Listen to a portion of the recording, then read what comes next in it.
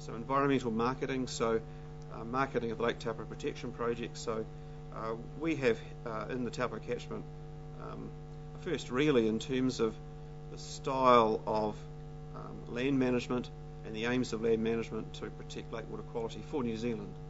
And there's real opportunities here for us to leverage off that. So we've had numerous meetings over the last couple of years, and really I suppose the first kind of outcome, if you like, a tentative outcome from all those discussions is here. So this is a little brochure about, it's called Taupo beef, grown right here. So a local farmer is keen to market his meat products in a trial through local restaurants. Unfortunately, I only have one copy of this. I'm sorry. You can pass that around if you wish. I'd like to pass that around. And just to give you a flavour of some of the things that could happen in terms of economic opportunities leveraging off this project. So very encouraged by that. It's a trial going through to the Rugby World Cup, and a lot of work has gone in, not so much by us, it's not our business, but a lot of work has gone in by us trying to encourage this whole area, working with Lake Taupo Development Company and Enterprise Lake Taupo, and particularly the local farmer, or there's several of them now, who have really looked at a whole lot of systems of beef processing to ensure that local authenticity and to get environment Waikato sort of tick off that this meat is grown within a sustainable management environment. And we're really encouraged, we're really interested to see how the trial goes. The key is, will it actually attract extra product, and will the farmers actually be able to get some benefits from that?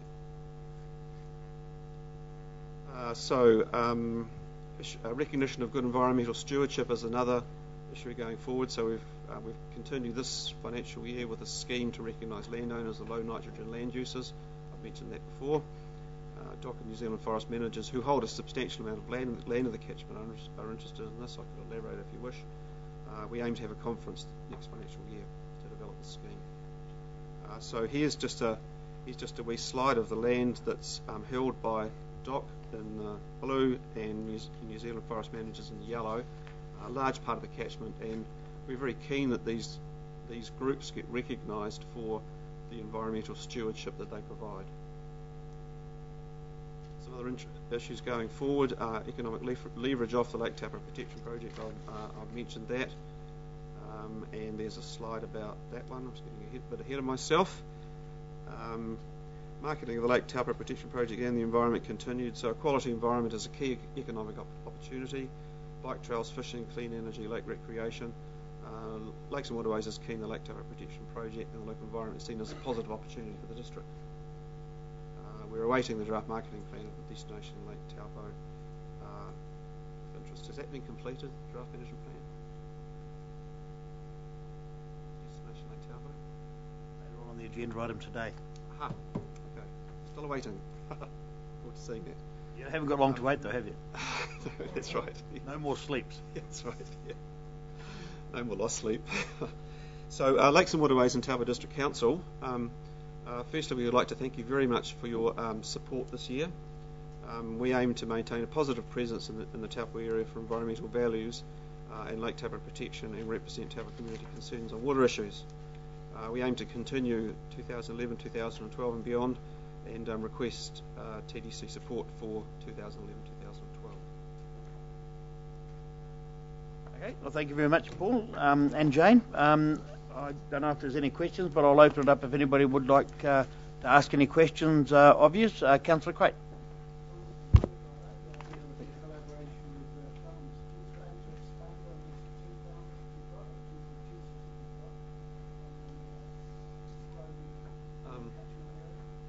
An awful lot of work has gone into getting to where we've got now, which is a trial.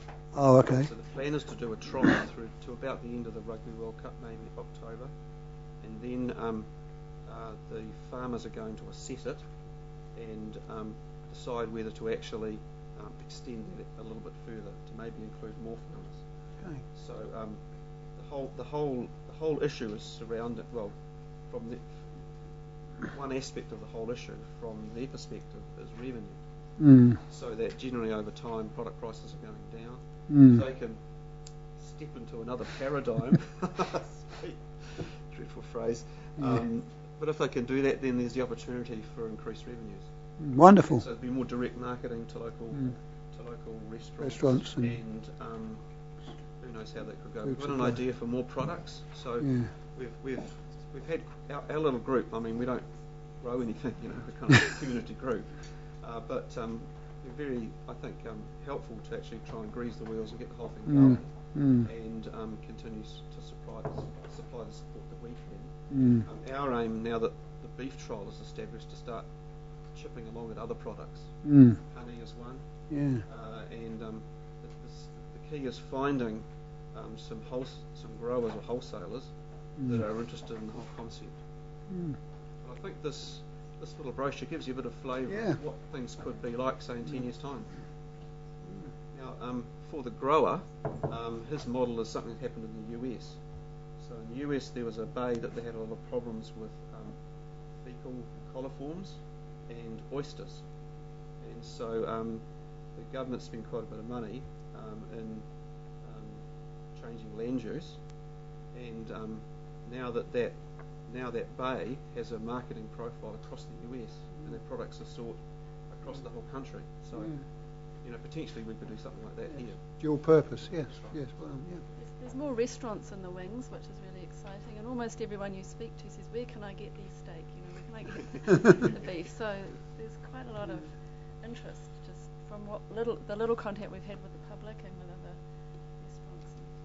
That's just a photocopy version of it. It hasn't been produced. We're just getting it photocopied as we speak.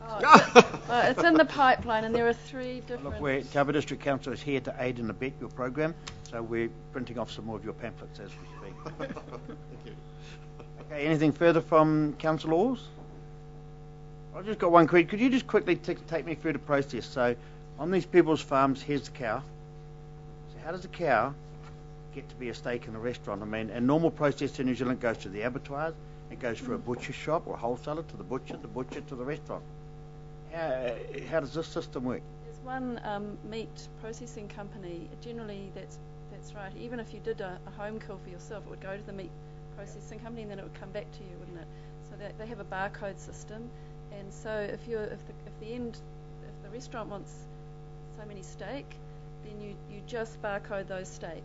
But the farmer does have to become the marketing person or the distributing person, really taking it back. So theoretically, you'd get a co-op together of farmers, and then you'd deal with this company that can do this specialised tracking, and it's Greenlee Meat Company. They're very interested in good quality food and those premiums, so they're very happy to support it. But at the moment, they want to keep it reasonably quiet because it's a trial. So that's why we haven't put it all out. I just wonder, so what impact does that have on the local butcher? The local butcher, well, theoretically, they could also buy it eventually if there was enough produced in the catchment, if there was enough supply.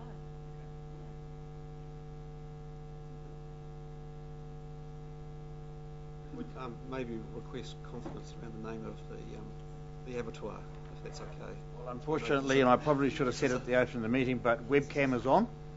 Open public meeting. So what it is, it is. So I didn't hear any name of any abattoirs myself. But that I am a bit deaf, so if there's no more questions, I'm going to ask for somebody to move the suggested resolution that the report from Lakes and Waterways Action Group be received, and perhaps we could add to that resolution and thank for their good work. Yeah. Councillor Craik, Councillor Kirk, all those in favour? Aye. Thank you very much. Carried. Thank you. Thanks, Paul. Thanks.